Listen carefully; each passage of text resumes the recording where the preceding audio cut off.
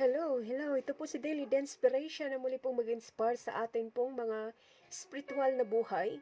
At ang akin pong ikukwento po ngayon ay patungkol po sa biyahe or journey sa wikang Ingles. So ang kwento po dito ay isang pamilya ang naaksidente habang nagbibiyahe tungo sa lugar ng kanila pong family outing.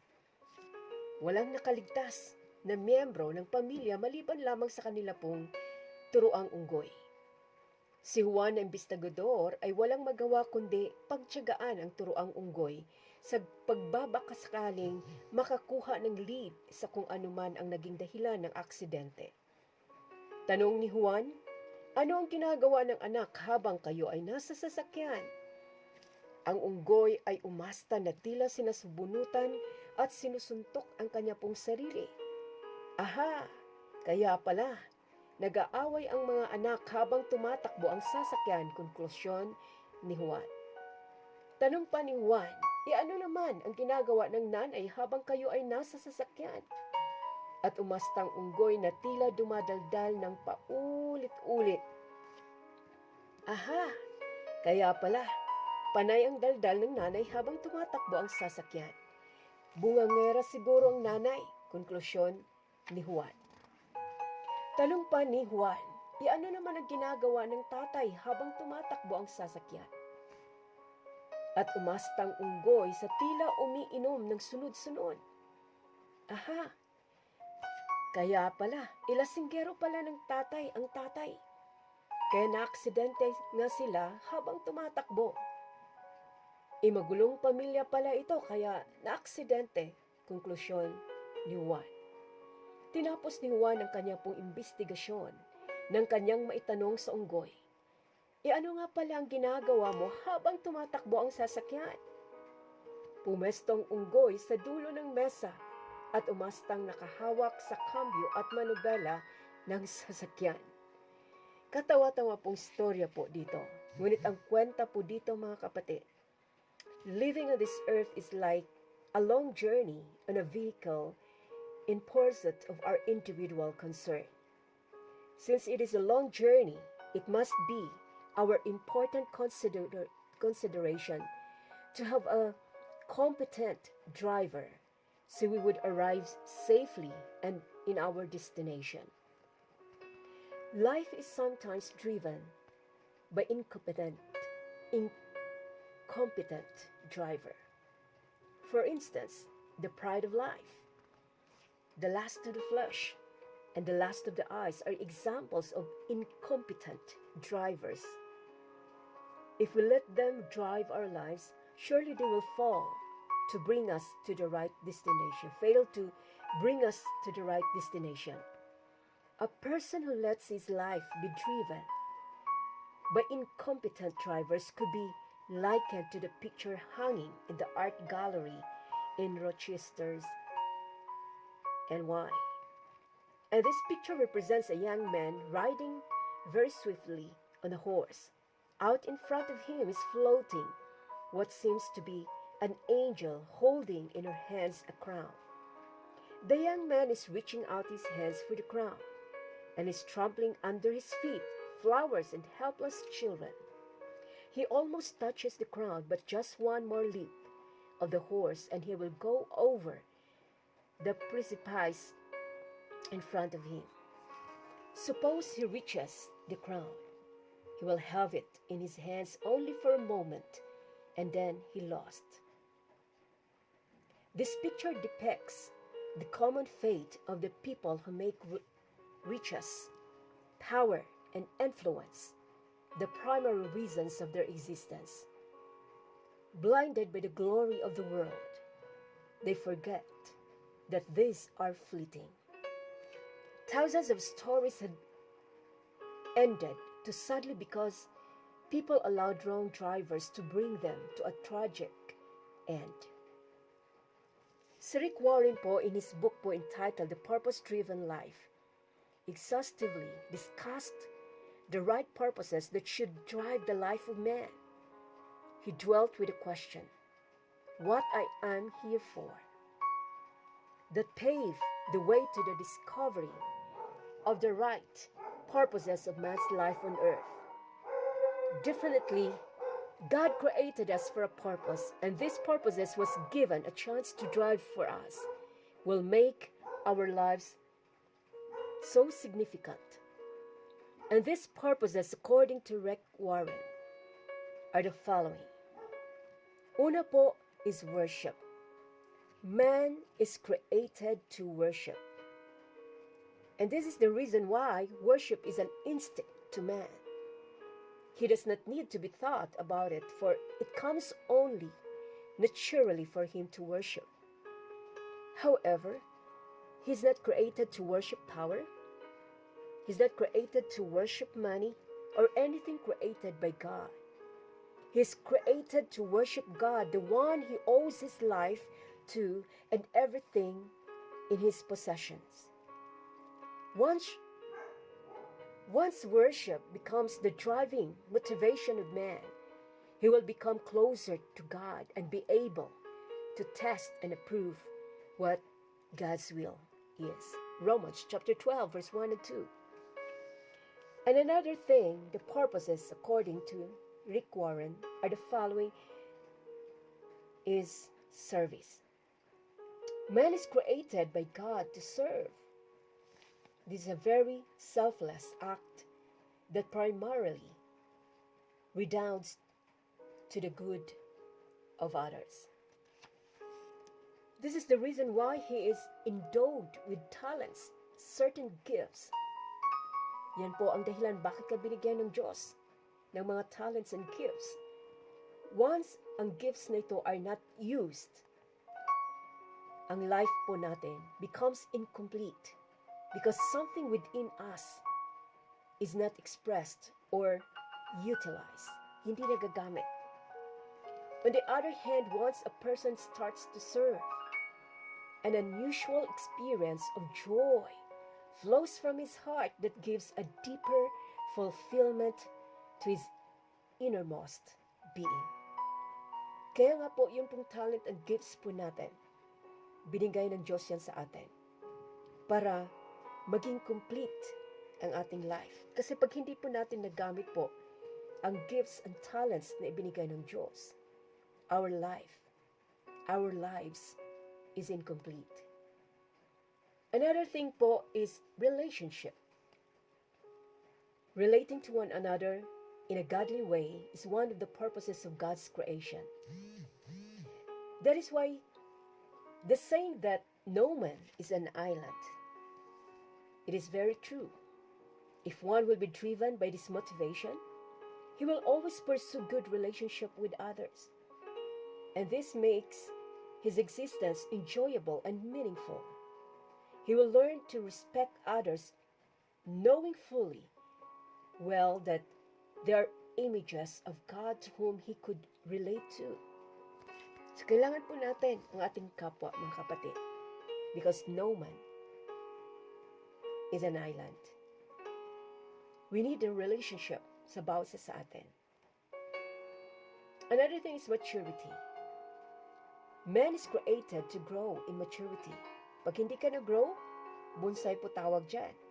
Pag hindi ka na-grow, ay nandun po na, pandak po tayo. So to be mature in life, the goal of every person is to be like Christ. Ito naman po yung pinaka-purpose that we will be like Christ. Hindi po sa mukha ng Panginoon or yung ating pong wangis ng Diyos ay maging kamukha natin ng Panginoon. No. Ang ibig sabihin po dito, as yung character ng Panginoon ay may create po sa atin.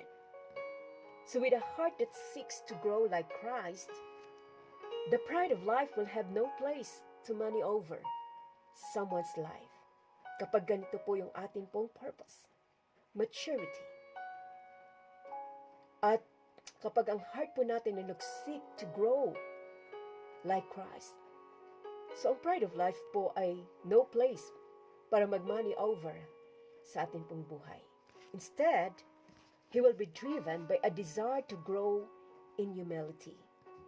Philippians chapter 2, verse 5 to 8.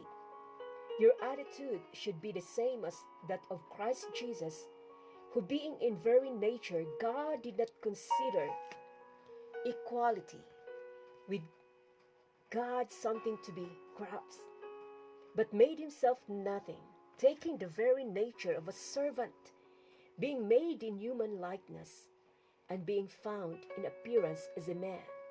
He humbled himself and became obedient to death, even death on the cross. So dapat po ito po yung atin pong goal sa buhay po natin, to be mature in Christ. Magbunga sa atin ang fruit of the Spirit ng Panginoon. Yan po ang purpose bakit po tayo naglilingkod sa Panginoon. We need maturity. And another thing po is witnessing. One act that could drive life meaningfully is to be a witness of God's love that was shown in the redemptive act of Christ on the cross. This gives a fulfilling life to man because he becomes the mouthpiece of God to convey his wonderful works of salvation. By doing so, his life aligns with God's wonderful plans, making him instrumental in giving life to the lifeless. Mga kapatid, isa ito sa purpose bakit ka tinawag ng Panginoon, to be His witness. Saan man tayo pumaroon, hindi na kailangan pa nating pumasok sa Bible school para we can learn on how we win people for Christ. No. Even our testimony is a big tool that we can usher a person sa ating pong Panginoon. Mga kapatid, maraming beses na ako po ay kinaugnay ng Diyos. When I was traveling po sa barko, super ferry, at that night, ako po ay pabalik po ng Manila.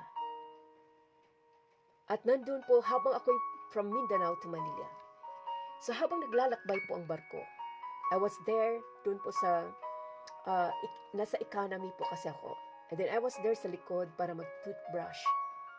And I saw a man standing dun po sa may pinakalikuran po ng barko.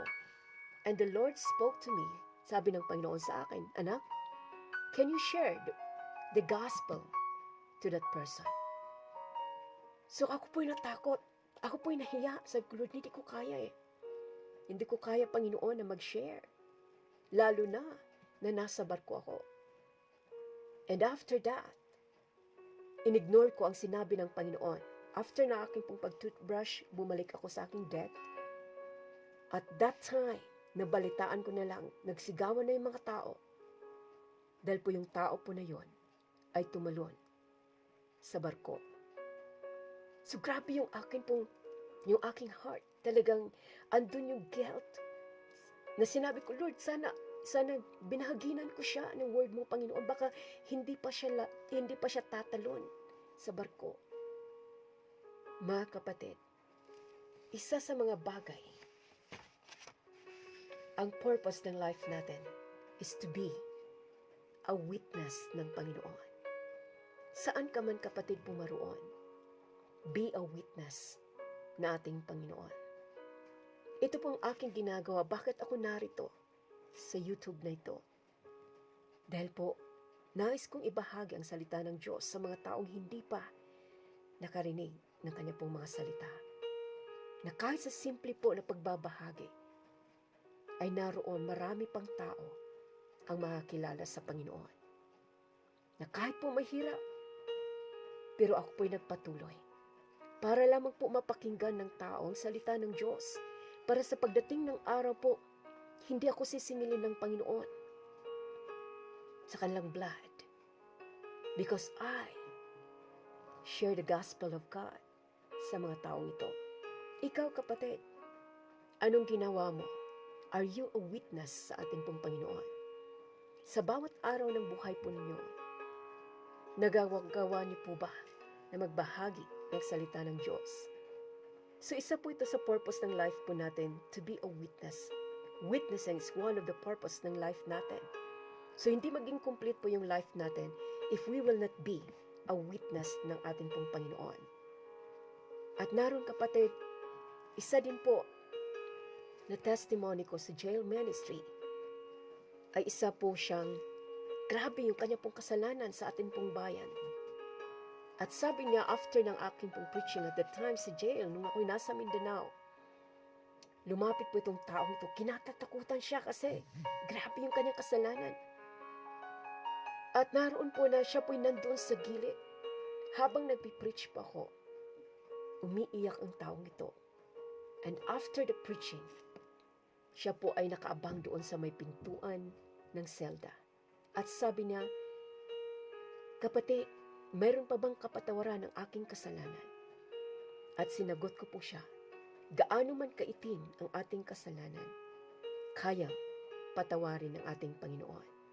So at that time, siya po'y umiiyak. Sabi na, paano ko matatanggap ang Diyos? So nilid ko po siya sa isang prayer of acceptance sa Panginoon. And after that, siya po ay tumanggap sa Diyos. So after ng isang buwan po, kami po ay babalik na ng Maynila. So dumala ulit kami sa jail at naroon pa rin po siya. At sabi namin, Brad, kami po ay babalik na ng Maynila. So kanya pong hiningi sa amin ang address po namin sa Manila. And then binigay po namin. After 2 months, sumulat po siya. At siya po'y dinala na po sa Zamboanga City Jail. At isang malaki pong testimony na kung saan po siya ay naging pastor doon sa loob ng jail na yon. So be a witness, mga kapatid. Maging witness ka sa mga tao na nangailangan sa Panginoon. Maraming tao ang uhaw sa salita ng Panginoon. Can you be a witness ng ating buhay na Diyos? Maraming tao ang nangangailangan ng pagmamahal ng ating pong Panginoon. Kaya kapatid, gawin mo na ang purpose ng life mo. Isa dyan ay ang pagiging witness ng Panginoon. Una, yung ating worship sa Diyos. So, i-worship natin siya sa bating buong buhay. I-worship natin ang Diyos sa buhay po natin. And the second is service natin sa Panginoon. Paglingkuran natin ang Panginoon. We are created to serve the King of Kings and the Lord of Lords. So, kailangan po natin paglingkuran din po ang ating pong kapwa. At isang bagay, bakit ako narito sa tribal mission? Because of the vision and the dreams na binigay ni Lord sa akin to reach out these people. Kapatid, kailangan mong mag-serve sa Panginoon in a different way. Maraming bagay kung paano natin po mapaglingkuran ng Diyos. Do it. Because that is the purpose of your life. And another thing is relationship. Makipag-ugnay ka sa kapwa mo. Dahil no man is an island, hindi natin kayang mag-isa. So we need someone to have fellowship. Yan po ay isa sa mga purpose ng life mo, to have fellowship. Pag mag-isa ka po, mahirap. Mahirap po na suungin ang buhay. But if you have someone to have fellowship, ay naroon mas lalo kang mapapalakas. And number 4 is maturity.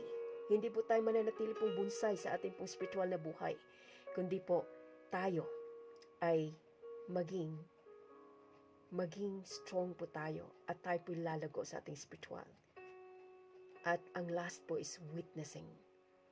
Let us be a witness ng ating Panginoon.